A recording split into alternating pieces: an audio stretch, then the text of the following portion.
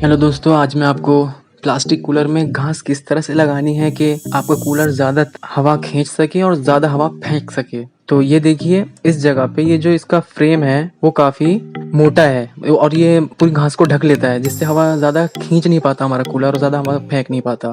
और इसमें जो धूल मिट्टी है बहुत ज़्यादा भर जाती है। आपको करना क्या है, आपको 6 फुट लंबा बाँस लेना है और उसको बारीक-बारीक लगभग 3 सेंटीमीटर के चौड़ाई, उसकी 3 सेंटीमीटर की चौड़ाई उसको काट लेनी है और उसको अपने जाली के हिसाब से कितनी उसकी चौड़ाई है, कितनी उसकी लंबाई है, उस हिसाब से उसको काट लेना है। पहले हम इस पूरे फ्रेम को हटा देंगे। इसमें ज़ंग इतना लग जाता है कि ये खुल नहीं पाते। एक आध खुल जाते हैं लेकिन सब नहीं खुल पाते, हमें उसको तोड़कर निकालना पड़ता है। तो निकालते हैं इसे हम, किस तरह से कोशिश करते हैं निकल पाता है तो।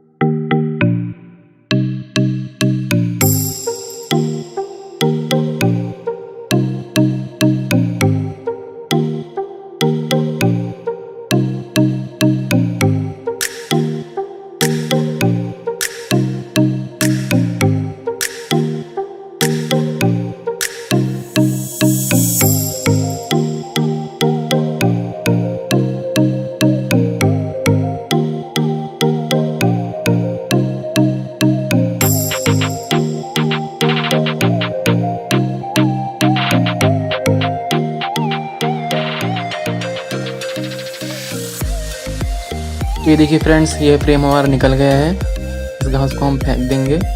अब इसकी हमें सफाई किस तरह से करनी है मैं आपको तरीका बताऊंगा। ये बहुत गंदी हो जाती हैं आगे से भी और पीछे से भी, और इतना ज़्यादा जम जाता है ये किस तरह से भी साफ़ करने पे निकलता नहीं है ये। तो क्या तरीका है इसका मैं आपको बताऊंगा।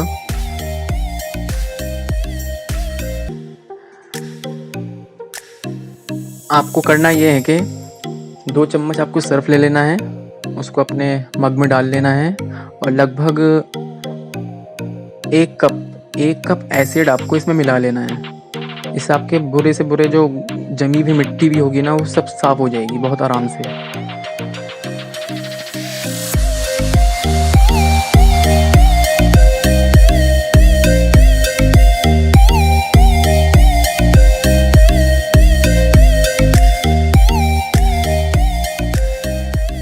तो पहले आपको करना ये है कि पानी से जितनी भी मिट्टी निकल सकती है उतनी निकाल दें। रगड़ रगड़ के जितनी मिट्टी आसानी से निकल सकती है निकाल दें, और जो नहीं निकल रही है अब उसको करना है आपको ये है कि जो हमने सॉल्यूशन बनाया है उसको इस मिट्टी में डाल दें। ये सारा झाग बन बन के निकल जाएगा, जितनी भी गंदगी होगी सब साफ़ हो जाएगी।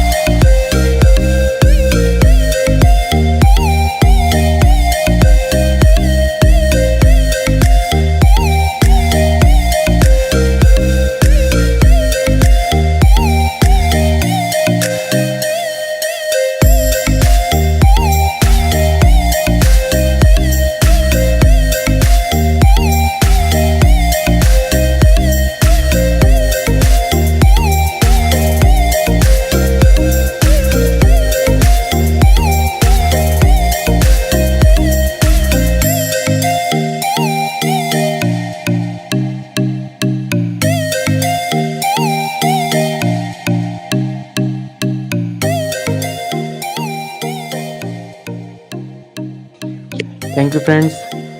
वीडियो को लाइक कर दीजिएगा, चैनल को सब्सक्राइब कर दीजिएगा, शेयर कर दीजिएगा। Bye bye.